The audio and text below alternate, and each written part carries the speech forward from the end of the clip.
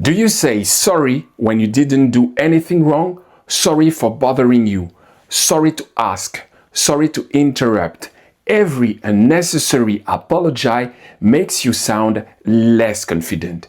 Instead, replace a sorry with thank you. Instead of sorry for being late, say thank you for waiting.